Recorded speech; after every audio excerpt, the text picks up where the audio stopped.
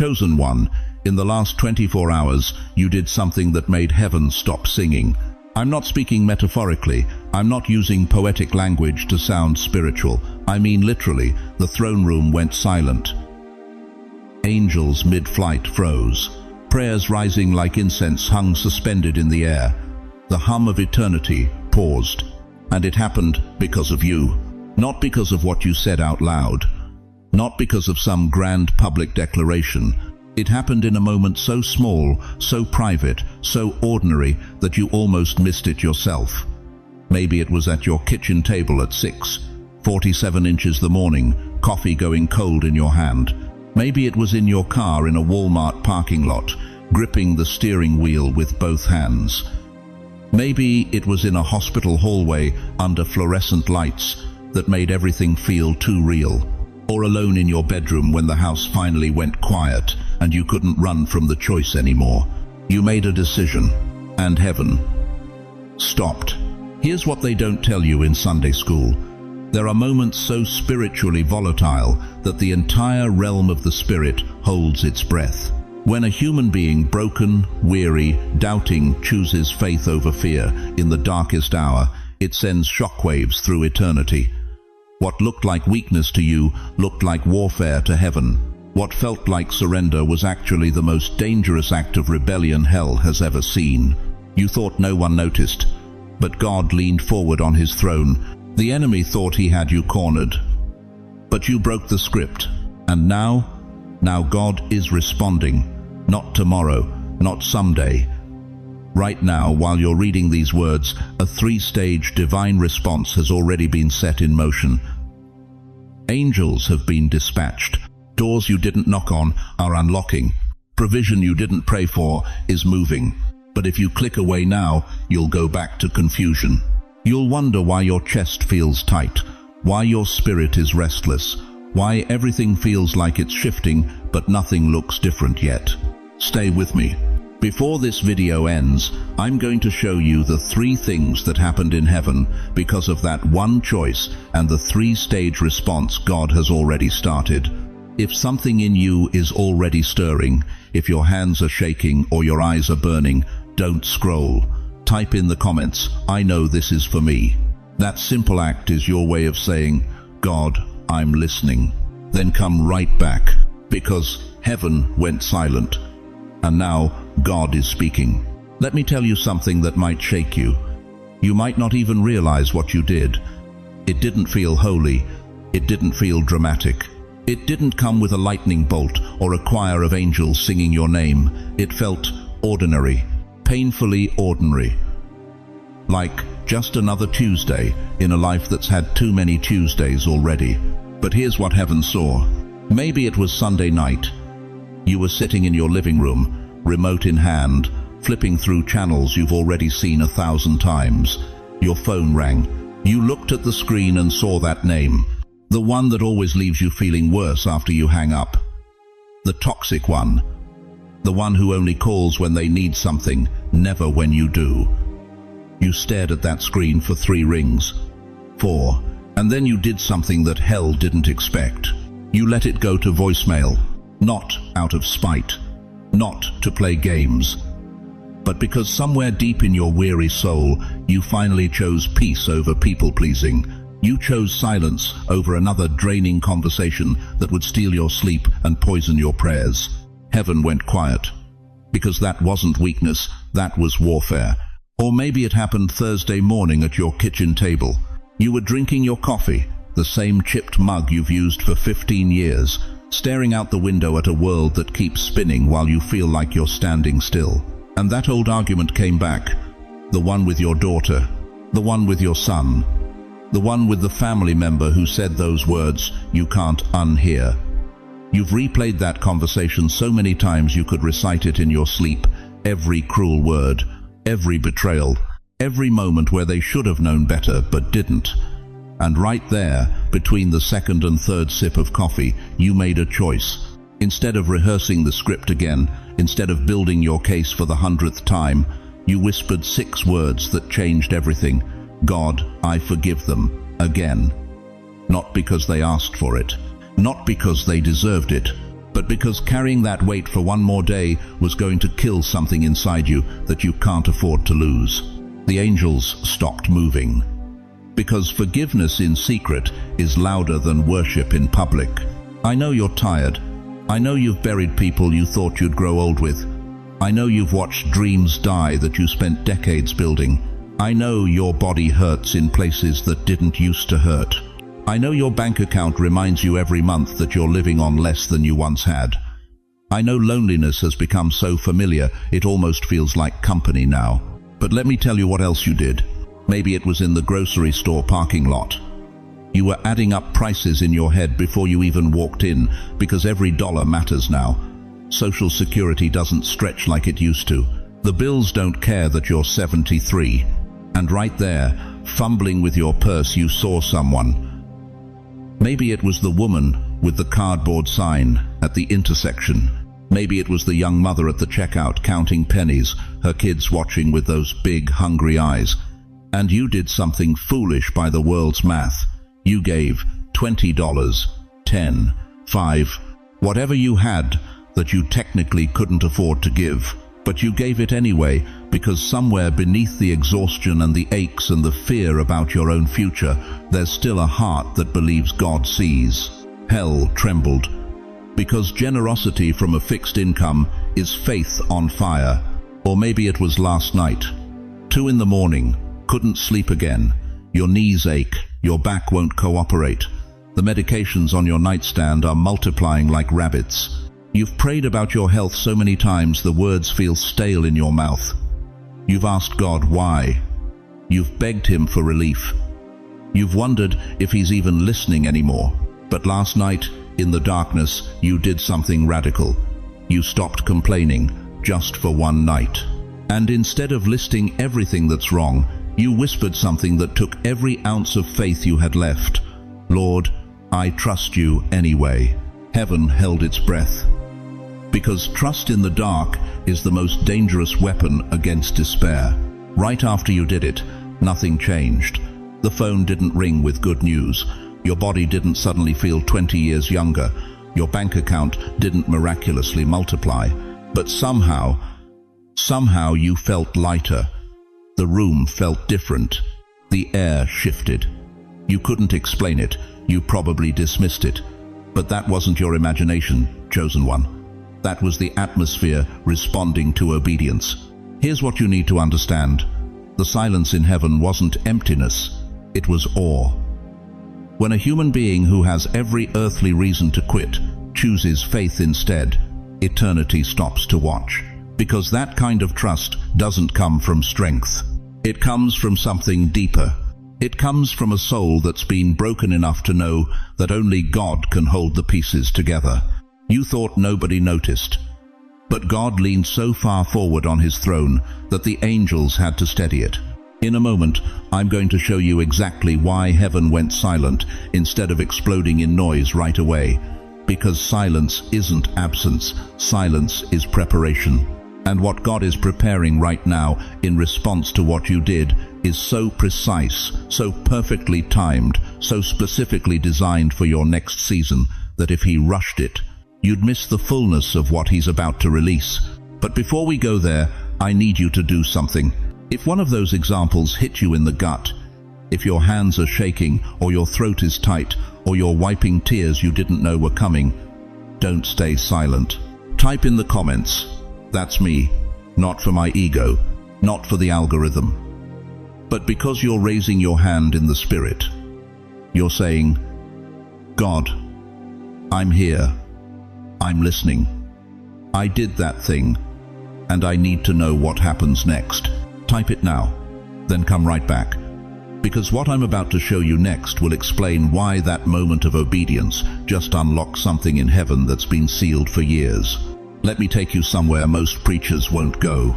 Let me show you something in Scripture that will rewrite everything you thought you knew about God's silence. Revelation 8:1. John is standing in the throne room of heaven. He's watching the Lamb break the 7th seal. And then this happens. There was silence in heaven for about half an hour. Half an hour, in a place where worship never stops, where angels cry, "Holy, holy, holy day and night without rest," where the sound of praise is so constant, so overwhelming that it shakes the foundations of eternity. Suddenly, nothing. Complete silence. For 30 minutes. Why?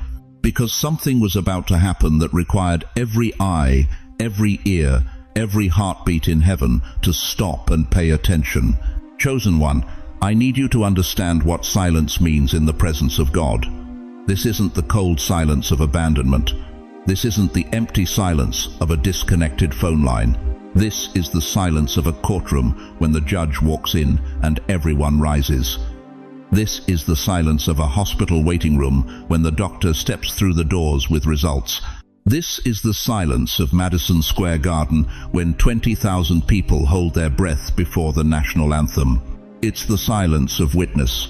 You've been through seasons where it felt like God stopped talking, the Bible felt dry as dust, prayer felt like shouting into an empty room, Sunday mornings felt like acting. You opened your mouth to worship, and the words tasted like lies. You thought you were being punished. You thought God had moved on. You thought maybe you'd finally done something so terrible that heaven turned its back. But what if I told you that silence wasn't rejection? What if that silence was attention? What if heaven went quiet because God said, "Everyone stop, watch this one. I need all of you to see what they're about to do. Because here's what you don't understand yet. There are prayers that rise to heaven like background noise. Comfortable prayers, safe prayers, prayers prayed from a full stomach in a warm bed. Heaven hears them. Angels process them. But the machinery of eternity keeps running. Then there are prayers that stop everything. The prayer of a mother at 3 a.m. who just buried her son but still whispers, "I trust you." The prayer of a man standing in an empty apartment after his wife left, holding his wedding ring, saying, "I choose forgiveness." The prayer of a woman staring at an eviction notice, a medical bill she can't pay, a future that looks like a dead end, and she lifts her hands anyway and says, "You are still good." Those prayers don't just rise, they detonate, and heaven goes silent to watch what happens next. You thought the silence meant God was ignoring you, but God was giving you the floor. Every angel, every elder, every living creature around the throne paused, watching, waiting to see if you would quit, or if you would push through the doubt and choose faith anyway. And you did. That choice you made in the last 24 hours, that moment when you were completely alone, when no one was watching, when there was no applause waiting, no Instagram post to make, no church crowd to impress, that moment when you chose obedience in the dark, heaven recorded it in silence. Because silence is how God honors the sacred. Think about it. When Moses stood before the burning bush, he had to take off his shoes. The ground was holy. When the priests entered the Holy of Holies once a year, they moved in reverence and quiet. When Jesus hung on the cross and darkness covered the earth for 3 hours, creation itself went silent. Not because God was absent, because something so monumental was happening that noise would have been irreverent. Your obedience was that monumental. Let me tell you what happened in that silence. Let me tell you what you triggered. Because in just a few minutes, I'm going to walk you through the exact 3 things that shifted in the heavenly realm the moment you obeyed. And I'm going to show you why the enemy is absolutely terrified of you right now. Why he's been working overtime to convince you that your faith doesn't matter. Why he's been whispering that you're too old, too tired, too late. But before we go there, I need you to do something. Grab a pen. Grab a notebook. Write today's date down. Month, day, year.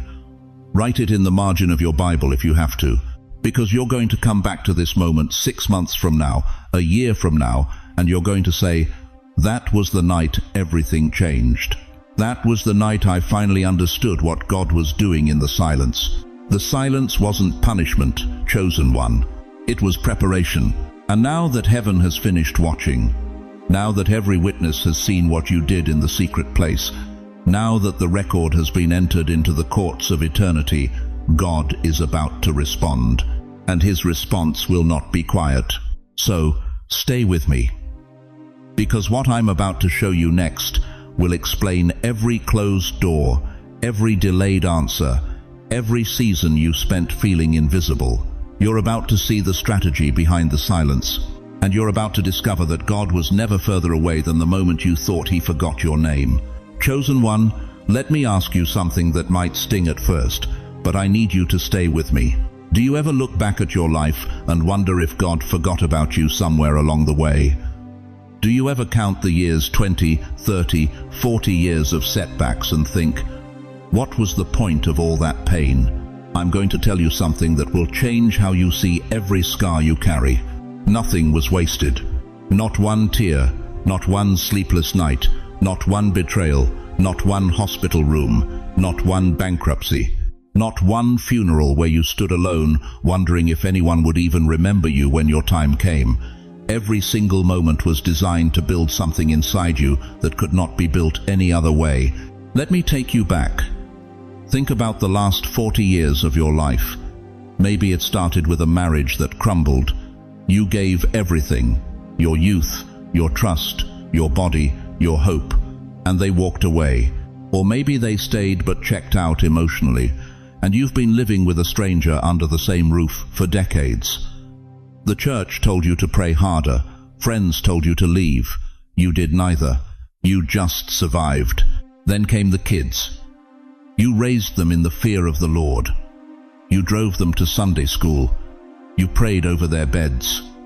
And one by one, they walked away from everything you taught them. Now they call once a month if you're lucky. They post things online that break your heart. And you lie awake at 3 a.m., wondering where you failed. Then your body started breaking down. First it was the knees, then the back, then the heart. Surgeries. Pill bottles lined up on the counter like soldiers you never wanted to command. Medicare forms. Co-pays you can't afford. And every doctor's visit feels like another reminder that you're running out of time. And let's talk about money. You worked your whole life. You did everything right. You saved. You sacrificed. And somehow, you're still worried about whether you can afford groceries next month. Social Security doesn't stretch like it used to. The retirement you dreamed about looks nothing like the reality you're living. You're on a fixed income in a world with rising prices, and the gap gets wider every year. Betrayals came from places you never expected. Church leaders who turned out to be frauds. Friends who borrowed money and disappeared. Family members who only showed up when they needed something. You gave and gave and gave until there was nothing left to give, and then they blamed you for being empty. Funerals, God, the funerals, your parents, your siblings, your friends. Every year the circle gets smaller. Every year you sit in the back row of another memorial service and think, am I next? And when I go, who's going to care? You've lived with loneliness so long it feels like a roommate. You've learned to set one plate at the table. You've stopped buying two of anything. Now here's what I need you to hear. Every single one of those moments was not punishment. It was preparation. God wasn't ignoring you. He was forging you. Think of a construction site. For years, all you see is scaffolding, dirt, noise, chaos. It looks like nothing is being built. It looks like destruction. But the architect knows exactly what he's doing. Every beam placed, every hole dug, every delay, every setback, it's all part of the blueprint. God was building something in you that cannot be built in comfort. He was developing spiritual muscle, not the kind you see in a mirror, but the kind that can say yes to Him when everything in you is screaming no. The kind that can forgive when bitterness would be easier. The kind that can trust when evidence says, run. The kind that can stand when everyone else has collapsed. You couldn't have made the decision you made 24 hours ago, 10 years ago. You weren't ready. You were too afraid, too attached to outcomes, too desperate for approval, too exhausted to risk one more thing. But after everything you've walked through, after every disappointment that should have destroyed you, after every loss that should have buried you, you finally had the strength to choose God's way over your way. That's why heaven stopped. Because the angels watching your life knew what that one choice cost you. They knew how much weight was on that decision. They knew that only someone who had walked through fire could make that choice and mean it. Ecclesiastes 3:11 says, "He has made everything beautiful in its time, not in your time, in His time." Every year of waiting, every season of silence, every moment of wondering if God still remembered your name, it was all leading to this. The decision you made wasn't small, it was seismic. And heaven's response wasn't a polite nod, it was strategic, measured, explosive. God has already set a 3-stage response in motion, and I'm about to show you exactly what that looks like. But before we do, I need you to understand what happened the instant you obeyed. The second you made that choice, a signal went out across the spiritual realm. Angels that had been stationed around your life for decades received new orders. Doors that had been locked for years started to unlock. Provision that wasn't even on your radar started moving toward you. And the enemy who thought he had you defeated realized he had just lost the war. If you feel like your whole life has been one long preparation, if you feel like every scar has been waiting for this moment to make sense, type in the comments right now, "Lord, don't waste my story." That's your prayer in one sentence. That's your declaration that you trust Him with every year you've lived. Type it and come right back. Because what I'm about to show you next will explain why heaven went silent and what God is doing right now in response to your obedience. Now let me take you behind the veil. Let me show you what happened in the realm you cannot see the moment your faith collided with the impossible.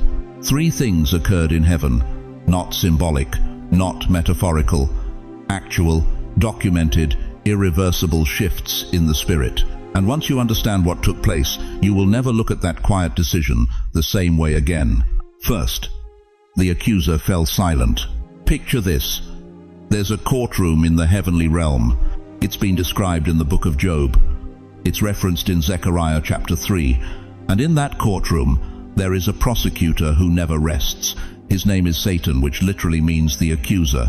And his sole occupation is bringing charges against you before the throne of God.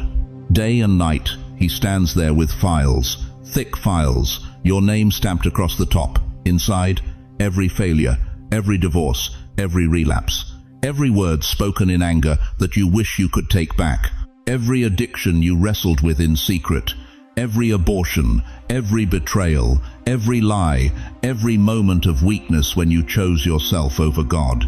He's been using those files for years, decades maybe, waving them in the air every time you tried to pray, every time you reached for faith, every time you dared to believe God still had a plan for your life. The accuser would slam those files on the table and say, "Look at them, look at what they've done. They don't deserve blessing. They don't deserve favor. They don't deserve a second chance." But here's what happened when you obeyed yesterday.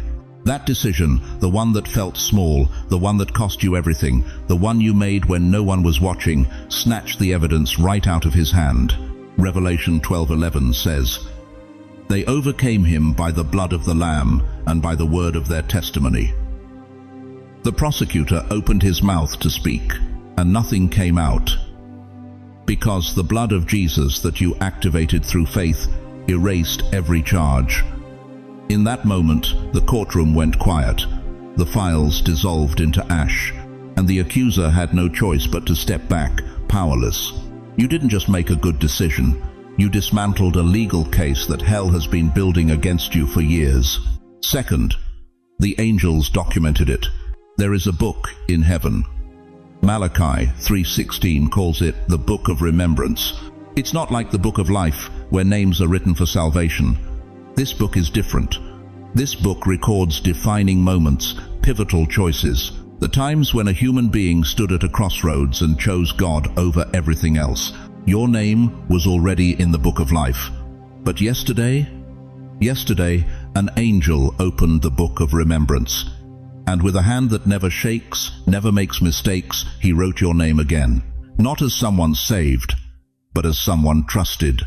Next to your name, a single line, defining choice. Do you understand what that means?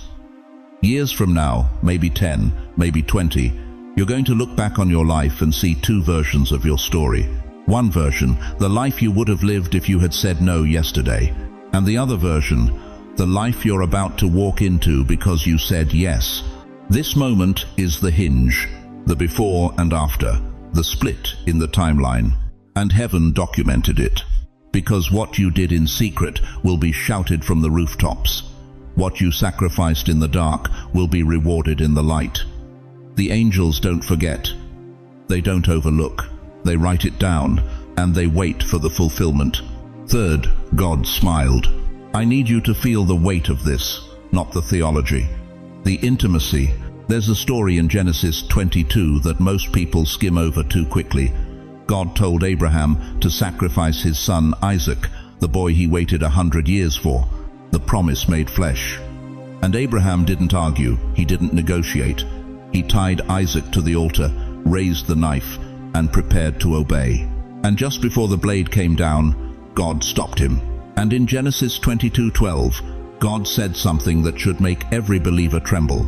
Now I know that you fear God, because you have not withheld your son, your only son, from me. Now I know, not because God didn't know before, but because obedience at that level reveals something that words cannot. It proves trust. It proves surrender. It proves that when everything is on the line, you will still choose Him. Yesterday, you put something on the altar. Maybe it was your comfort. Maybe it was your control. Maybe it was your pride, your plan, your safety net. And just like Abraham, you were willing to let it go. And God saw it. He leaned forward over your life, not with judgment, not with scrutiny, but with the eyes of a father who finally sees his child walk in the authority they were always meant to carry. And He smiled. Not a polite smile, not a distant approval, but the kind of smile that shifts atmospheres, the kind of smile that releases angels, the kind of smile that says, now I know, now I can trust you with more. He smiled. Now that you know what happened in heaven, we need to talk about how God is going to respond on earth over the next days and weeks. Because it's not random, it's strategic. It's unfolding in 3 stages, and the first stage has already begun. If this is hitting you deep, pause for a second. Type in the comments, "Heaven saw me." That's you agreeing with what God already knows. Then come right back, because what comes next will change how you walk into tomorrow. Now listen to me carefully, chosen one. What I'm about to tell you is not theory. This is not something you wait 6 months to see. This is happening right now. Within the next 24 to 48 hours, you are going to start seeing evidence that God has already moved. This is stage 1. Immediate acceleration. Time itself is about to compress in your favor. The normal rules of waiting, the years of drought, the decades of delay, those timelines just got rewritten. Why? Because when heaven goes silent, it's not because God stopped caring. It's because He's recalibrating everything around your next move. Let me paint you a picture. You're 67 years old. You've been praying for your daughter to call you for 3 years. 3 years of silence, 3 years of wondering what you did wrong, 3 years of checking your phone like a teenager waiting for a text, and then tomorrow morning at 9:13 a.m, your phone rings. It's her. No explanation, no preamble. Just, "Mom, I've been thinking about you." That's not coincidence. That's stage 1. You're 72. You've been living with pain in your knees that the doctors said would never get better. You've adjusted your life around it. You stopped taking walks. You stopped going to the grandkids' soccer games. You made peace with limitation. And then you go in for a routine follow-up, and the doctor looks at the X-ray with confusion and says, "This is better than we thought. I don't understand it, but the inflammation is down significantly." That's not luck. That's stage 1. You've been waiting for an opportunity to serve, to matter again, to feel like your life still has purpose, and suddenly the pastor calls, out of nowhere, says they need someone with your wisdom to lead a prayer group. You didn't apply. You didn't volunteer. The door just opened. That's not timing. That's stage 1.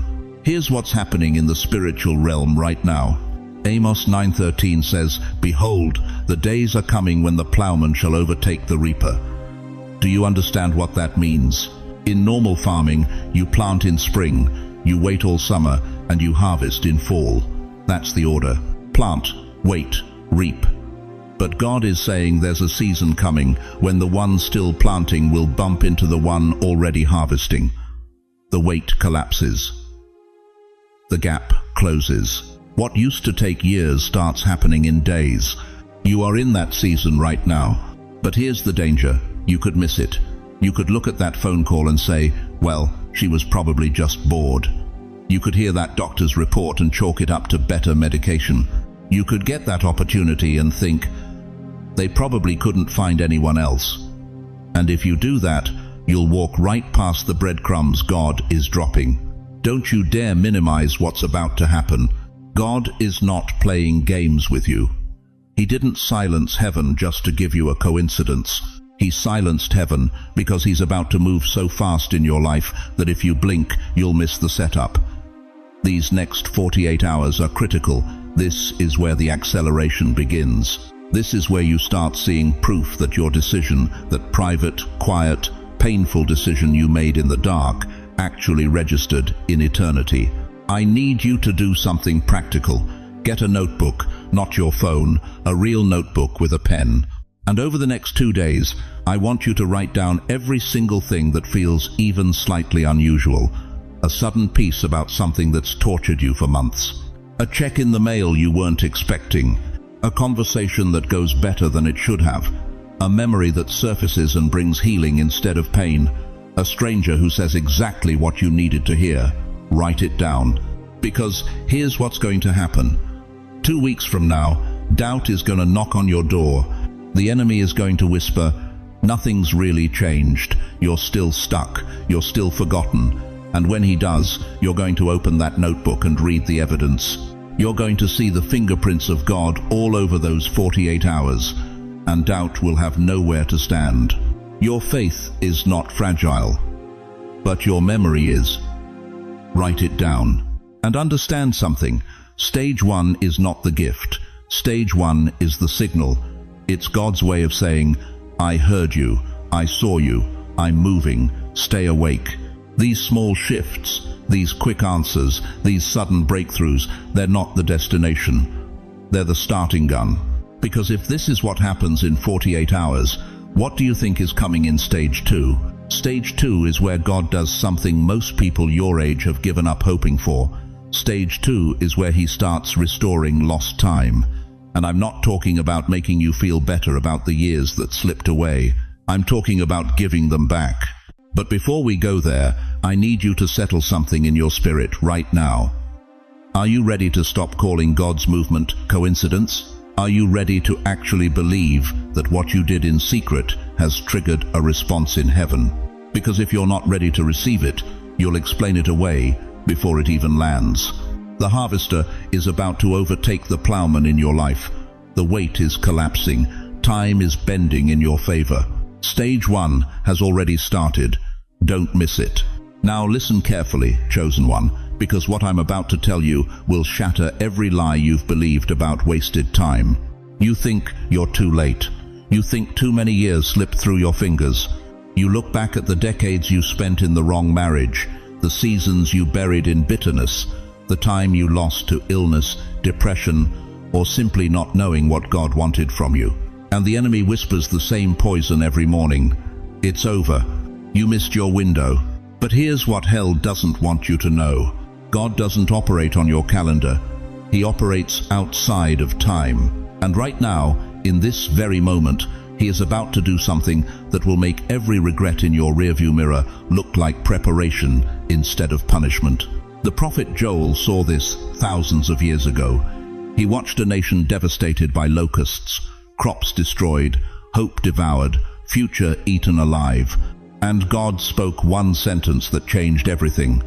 I will restore to you the years the locusts have eaten. Not some of the years. Not a portion. All of it. Restored. That word restore in Hebrew means more than giving back what was lost. It means repayment with interest. It means God doesn't just return what the enemy stole, he multiplies it. He compresses decades of blessing into days. He gives you in one conversation what should have taken 20 years to heal. You've seen it, haven't you?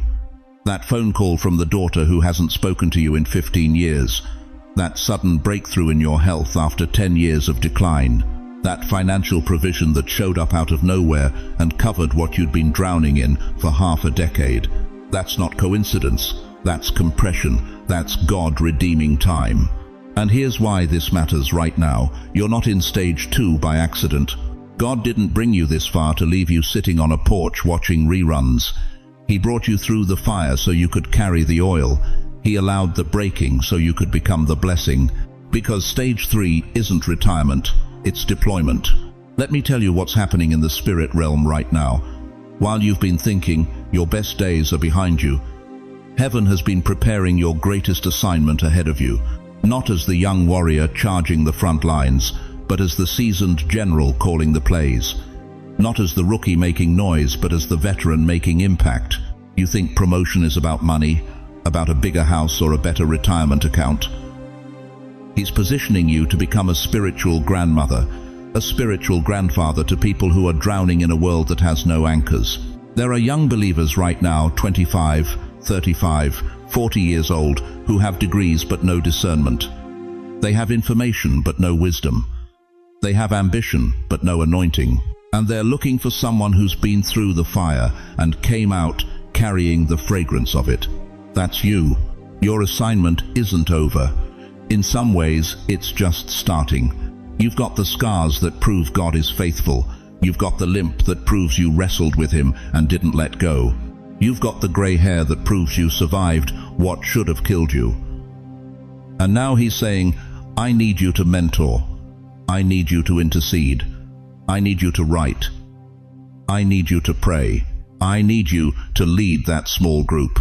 I need you to be the voice in the room that says, I remember when God did this before, he'll do it again. This is not a consolation prize. This is your coronation. Think about it like this. You've been watching football your whole life, right? You know the most important person on that field isn't always the quarterback throwing the bomb downfield. Sometimes it's the old coach on the sidelines who's been in the league for 30 years, who sees the defense before the play even starts, who calls the audible that changes the entire game. That's you now. You're not on the bench. You're calling the plays. But let me be brutally honest with you, because I respect you too much to sugarcoat this. Whenever God promotes someone, the enemy panics, and he's not going to sit quietly while you step into the most dangerous decade of your life. Yes, I said dangerous, because a senior saint who knows who they are in Christ, who's been through hell and refused to stay there, who's got nothing to prove and nothing to lose, that's the most terrifying weapon in God's arsenal. So before you step into stage 3, I need to warn you. There are 3 specific attacks headed your way right now. 3 calculated moves the enemy is already setting in motion to stop you before you even start. And if you don't see them coming, they will delay everything God just activated. But if you know what they are, you'll dismantle every single one before it ever touches you. If you've ever felt like you wasted too many years, stop right now and type in the comments, God, redeem my time. That's not just a nice phrase, that's a weapon, that's a prayer he loves to answer. And when you speak it, you're giving him permission to compress time, to multiply impact, and to turn your final chapters into your finest chapters. Now, stay with me, because what I'm about to show you next could be the difference between stepping into your assignment or stepping into the enemy's trap. Now listen carefully, chosen one. God has responded. Heaven has moved. But the moment divine momentum starts, hell activates a counterstrike. This isn't theory. This is the playbook the enemy has used against every believer who ever stood at the edge of breakthrough. And if you don't recognize these 3 attacks, they will steal what God just released. I'm not talking about demons under your bed. I'm talking about strategic, surgical strikes aimed at your mind, your emotions, your peace. The enemy knows he can't stop God's response, so instead, he tries to stop you from receiving it. Here's the first attack, the attack of comparison. Within 48 hours, you're going to see someone else get what you've been praying for. Maybe it's someone younger, maybe someone healthier, maybe someone who just got saved last month while you've been serving for 30 years. And you'll hear a whisper so venomous it'll feel like truth. See? God chose them, not you. That's a lie from the pit. Let me tell you something, Scripture makes clear. In John 21, Peter looked at John and asked Jesus, "What about him?" And Jesus said something so sharp it should be tattooed on every believer's heart. "What is that to you? You follow me." Their chapter 10 is not your chapter 3. Their harvest season is not your planting season. Their public victory is not your private preparation. God is not comparing you, He's completing you. And the moment you take your eyes off your own lane to judge someone else's progress, you hand the enemy permission to delay yours. So when comparison whispers, you speak this out loud. Eyes on my own lane. God's timing for me is perfect. Say it now. Say it until your spirit feels it. Here's the second attack, the attack of delay. Day 3 comes. Day 4, day 7. You prayed, you believed, heaven responded. But nothing looks different yet. The bank account still says the same number. The diagnosis hasn't changed. The relationship still feels broken. And doubt creeps in like fog. Maybe I missed it. Maybe I imagined the whole thing. No, you didn't miss it.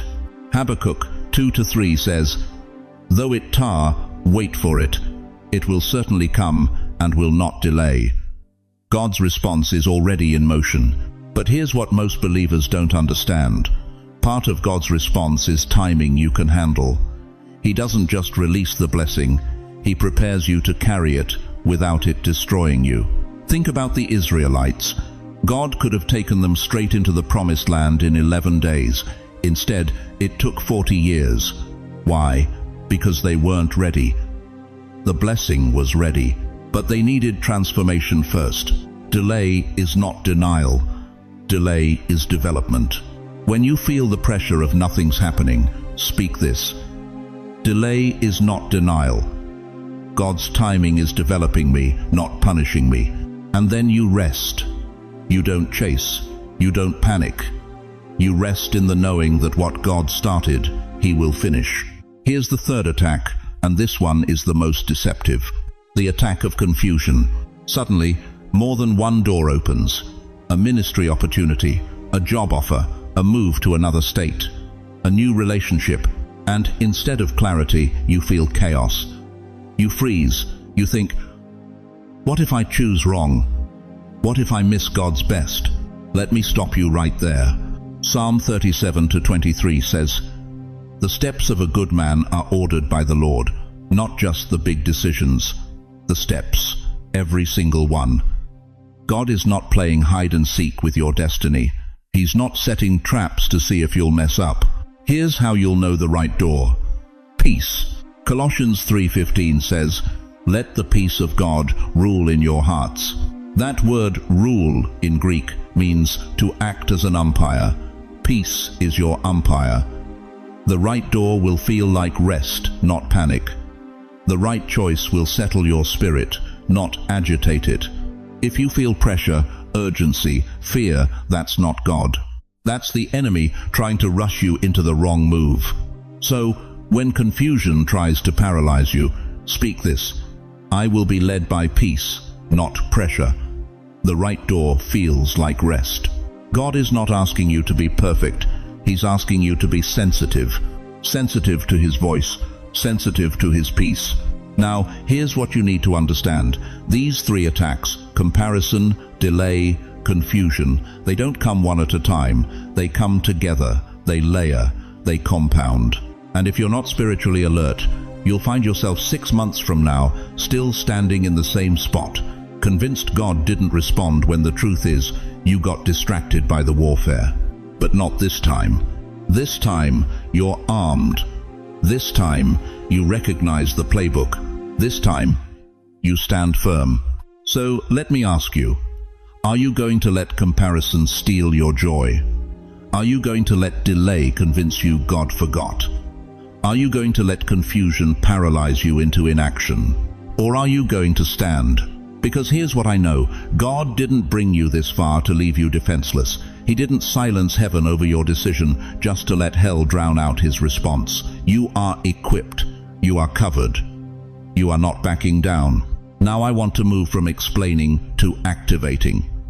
We're going to step into a moment where you don't just hear about God's response, you respond back. This is where everything shifts. If you're still with me, if your spirit is awake and your heart is ready, type in the comments, "I'm not backing down." You're not just typing words. You're marking your stance in the spirit. You're drawing a line the enemy cannot cross. Type it now. Then stay with me, because what comes next will change everything. Chosen one, stop right where you are. This is not the moment to keep scrolling. This is not the moment to multitask. What you're about to do in the next few minutes will determine whether this word becomes another forgotten video or a memorial stone you carry for the rest of your life. Because heaven didn't just go silent to watch you. Heaven went silent so you could finally hear what God has been trying to say through every closed door, every delayed answer, every night you couldn't sleep. Put your hand over your heart right now. If you're sitting, sit up on the edge of your chair. If you're lying in bed, turn your face toward God, not toward the ceiling, toward Him. There's a difference. That beat under your palm, that rhythm pulsing against your fingertips, that's not biology. That's assignment. That's destiny refusing to die. If God were finished with you, that beat would stop. But it hasn't stopped. It's still drumming, still declaring, still insisting that your story is not over. Listen to me carefully. Your mouth has power you've been afraid to use. Proverbs 18:21 says, "Death and life are in the power of the tongue." Not death or life tomorrow. Not someday when you feel ready. Right now. Today. This moment. You've spent years speaking what you felt instead of what God said. You've rehearsed your pain. You've narrated your disappointments. You've given voice to every doubt, every fear, every reason it won't work. And the enemy has been recording every word, playing it back in the courtroom of your mind, like evidence against your future. But that ends now. I want you to say this out loud, not in your head.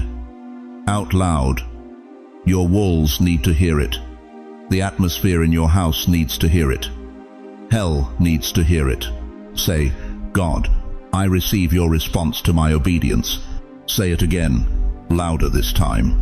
"I will not call your silence rejection ever again." One more time. "I choose to trust you more than my feelings and more than my past." Do you feel that shift? That's not emotion. That's alignment. That's your spirit syncing back up with heaven's frequency. That tightness in your chest, that burning behind your eyes, that's the dam breaking. That's years of held back tears finally getting permission to flow. Let them fall. God is not embarrassed by your tears. He's been collecting every single one in a bottle.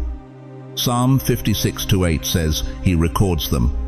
He knows the count. He knows the weight. And He's about to turn every tear into testimony. Right now, in the realm you cannot see, angels are writing in the book, not erasing, writing, adding, recording this moment as the turning point. The accuser, who's been standing in the courtroom pointing at your past, just walked out. Not because he gave up, because the case was dismissed. The blood of Jesus is louder than every accusation, and your declaration just activated it. Picture this. God is standing over your home right now, not pacing, not disappointed, smiling. The same smile He had when He created light, the same smile He had when David danced, the same smile He had when the prodigal came home. That smile is over your address, over your bedroom, over your kitchen table, over that spot where you made the decision that made heaven pause. Zephaniah 3:17 says, He rejoices over you with singing, not someday, now, while you're sitting here with tears on your face and hope trying to break through the cement around your heart. But I need you to hear something that's going to shake you. You've been waiting for God to move, but God has been waiting for you to speak. He gave you dominion, Genesis 1:26. He gave you authority, Luke 10:19. He's been standing at the door of your breakthrough, waiting for you to use the keys he already placed in your mouth. Every time you said, "I can't," you locked a door. Every time you said, "It's too late," you pushed the timeline back. Every time you said, "I'm too old, too tired, too broken," you agreed with the enemy's script instead of God's. But today, you're rewriting it. So, here's what we're going to do. I'm going to pray, and you're going to agree. Not passively, not politely, with everything in you. Father, in the name of Jesus, I speak to everybody represented here. Touch the bones that ache. Heal the cells that are rebelling. Restore the sleep that's been stolen by anxiety and fear. Let peace that makes no natural sense flood every bedroom tonight. Let the insomnia break. Let the racing thoughts quiet. Let rest return. I speak to families fractured by years of silence. Let restoration begin today. Let phone calls happen. Let walls come down. Let forgiveness flow where bitterness built dams. And God, for every chosen one who thinks they're too old to start again, I rebuke that lie right now. Moses was 80 when the burning bush burned. Abraham was 100 when Isaac came. Caleb was 85 and said, "Give me this mountain." Age is not disqualification. It's preparation. It's credibility. It's proof they survived long enough to carry what you're about to release. Give them courage, Lord. Not the kind that feels good. The kind that moves anyway. The kind that steps when knees shake. The kind that says yes when logic says no. Seal this moment, Father. Let it be a memorial stone they return to when doubt whispers again. In Jesus' name. Now, chosen one, this moment cannot fade. You have to anchor it. In the final section, I'm going to give you 3 actions that will seal what just happened, so this doesn't become another video that disappears by tomorrow morning. If you prayed with me, if something broke open inside you, type in the comments right now, "Heaven is responding." That phrase is your memorial stone. When you see it later, you'll remember. You'll remember the tears, the tightness, the shift. You'll remember the day heaven stopped being silent and started speaking life over you again. Type it now. Then stay with me, because what comes next will determine if this moment becomes your new normal or just another fleeting feeling. Heaven is responding, and you're about to find out exactly what that means. Chosen one, we've reached the moment where heaven stops whispering and starts commissioning. This is not the end of the message. This is the beginning of your assignment. And what you do in the next 60 seconds will determine whether this word becomes a memory or a movement in your life. Listen carefully. You didn't arrive here by accident. You didn't click on this video because the algorithm got lucky. Heaven orchestrated this moment. And now that you've heard the truth, now that you know God is responding to what you did in secret, you have a choice. You can close this window and go back to wondering, or you can take 3 actions right now that will anchor this revelation into your reality. First, subscribe to this channel, not for my numbers, not to make me feel good, but because God is not done speaking to you. This moment you just experienced is connected to instructions that are coming next week, next month, in seasons ahead. If you don't stay connected, you will miss the next piece of your puzzle. You will miss the follow-up word that explains what to do with the doors that are about to open. I know some of you are not tech-savvy. I know the red button confuses you. So here's what I want you to do.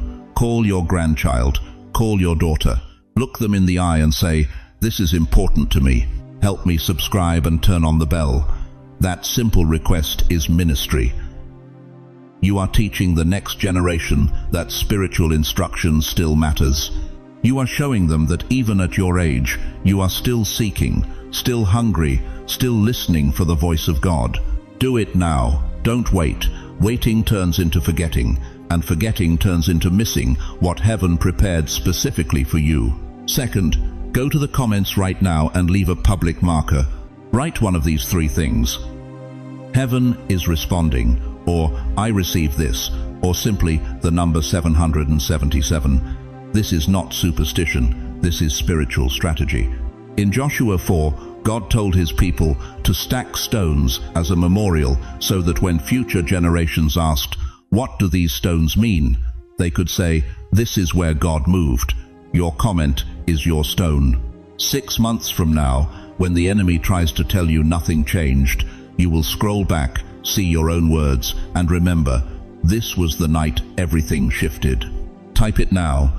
Let your fingers move before your mind talks you out of it. Third, send this video to one person, not 5, not your whole contact list. 1. A son or daughter who made a hard decision and thinks no one noticed. An old friend from church who's been carrying weight in silence. A neighbor who just buried their spouse and wonders if God still sees them. When you become the messenger for someone else's breakthrough, you accelerate your own. Proverbs 11:25 says, "Whoever refreshes others will be refreshed." The moment you hit send, you become a conduit, not just a container. Do it now. Text it, email it, write it on a piece of paper and hand it to them tomorrow morning. But do not say later. Later becomes never. Now hear me, chosen one.